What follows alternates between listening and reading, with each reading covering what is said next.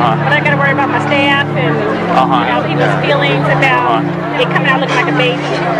Is there any standard procedure for verifying signs of life? Well, the thing is, that doesn't go in a chart. I mean, the key is you need to pay attention to who's in the room, right? Good evening, everyone. My name is Deborah Nucatola. I'm the Senior Director of Medical Services for Planned Parenthood Federation of America.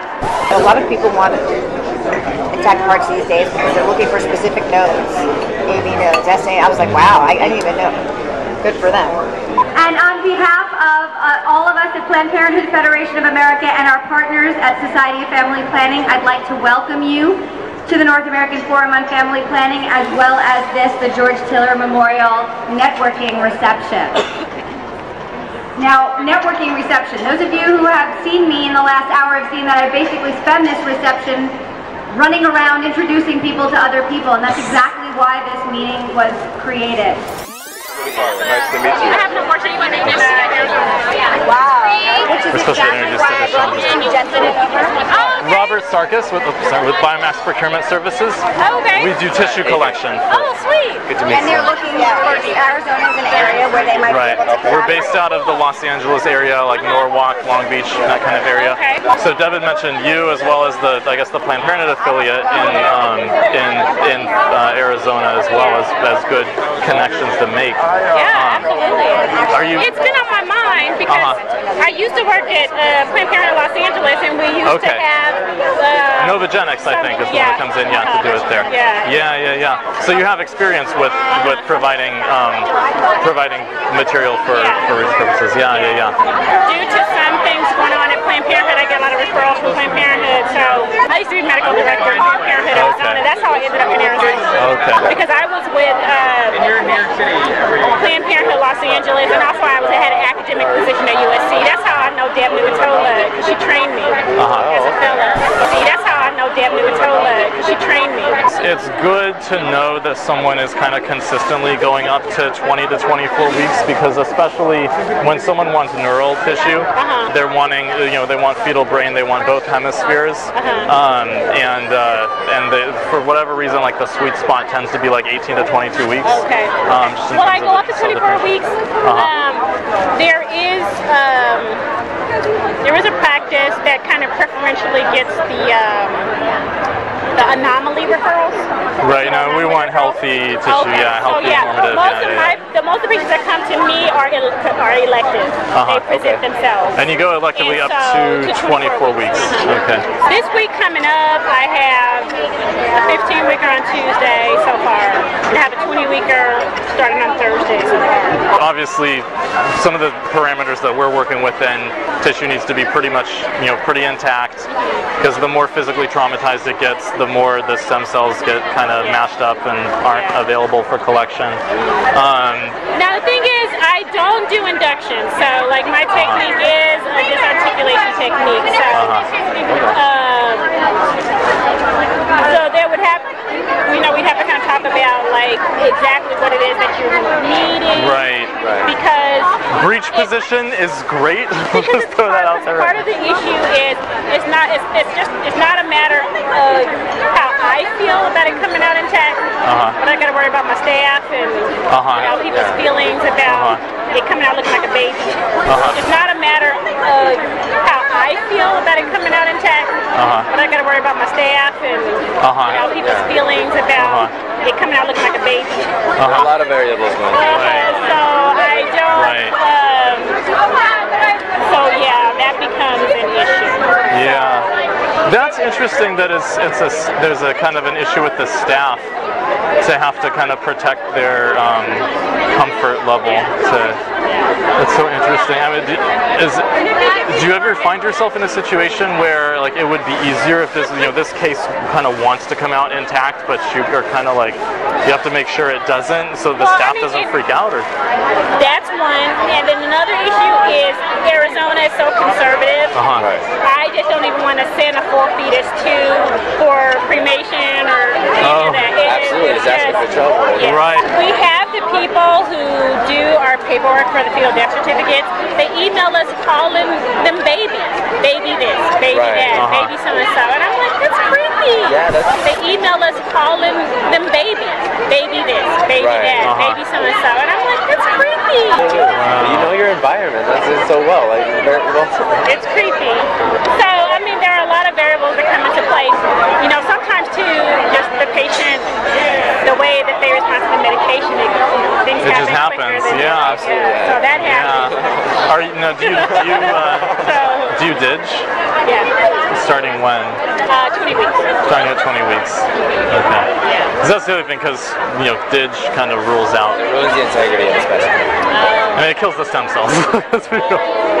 I mean, so the thing is, it's really, and then that really is an issue because in Arizona, if the fetus comes out with any signs of life, we're supposed to transport it. At any gestational age? Any gestational age. Is there any standard procedure for verifying signs of life? Well, the thing is, that doesn't go in a chart. I mean, the key is you need to pay attention to who's in the room, right? The key is you need to pay attention to who's in the room, right? And because the thing is, the law states you're not supposed to do any maneuvers after the fact to try to cause demise. So it's really tricky. Yeah, it sounds like it's real hard to navigate that bad. Yeah, it's really tricky. So we do, most of the time we do DID and it usually works. And then we don't have to worry about that because the Arizona state law says if there's signs of life, then we're supposed to transport. Yeah, it's a mess. Yeah. Research shows that DID doesn't make the procedure easier in someone who is well trained. But I have to tell you anecdotally, my biceps appreciate when the DID works. Really? So, it's in the biceps when you're doing a D&E? It does not take me any longer to complete the procedure, but it takes more force. Really? What is it when you're doing a non-dig D&E? It's that's where it takes a bit more. Yeah. Wow. So I remember when I was a fellow and I was training, I was like, oh, I have to hit the gym for this. You have to go to the gym in order to do it. What age? When does it start? What gestation does it start getting really difficult? Like it is like a workout. 20 weeks. At 20, that's when it becomes difficult. It can get difficult. Wow. Now, ideally, you want to have the the best amount of dilation as possible. So I think again, it really kind of comes to in someone who's choosing to participate, we might just take a little extra time, to make sure that we have the dilation. Right. And so a little more time on the front end, easier procedure on the back end. If I'm not going to be doing just articulation, which I would normally do. Right. So. Breach makes it a lot easier because but the thing is, there's still going to have to be some decompression of the calvarium for it to come out. So. Interesting. Because Deb had mentioned to me that if you're there's dilation that happens as the case goes on if you're extracting from breech, and then at the end that if there's you do it enough, and so then the calvarium can come out intact. So if you do it starting from the breech presentation, there's dilation that happens as the case goes on, and often the last you can evacuate an intact calvarium. For the most part, we're going to start the procedure before we get to that point. So it's really like, in order to get you an intact calvarium, if the patient's really going to have to go into labor. Oh, it's going to have to be essentially a D&E, or essentially an induction. Yeah, because generally, especially in a breech presentation, everything's going to come out and the head's going to get trapped. That's usually what's going to happen. And so generally, then we just take forceps and, do the rest. So, ideally, the patient would have dilated in the E-face enough that it just all for the most part,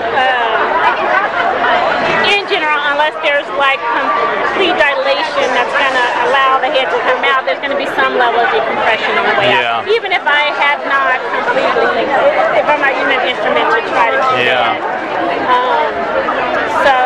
But again, in a patient who, is consenting to that, then, to an induction. It might take a little bit longer.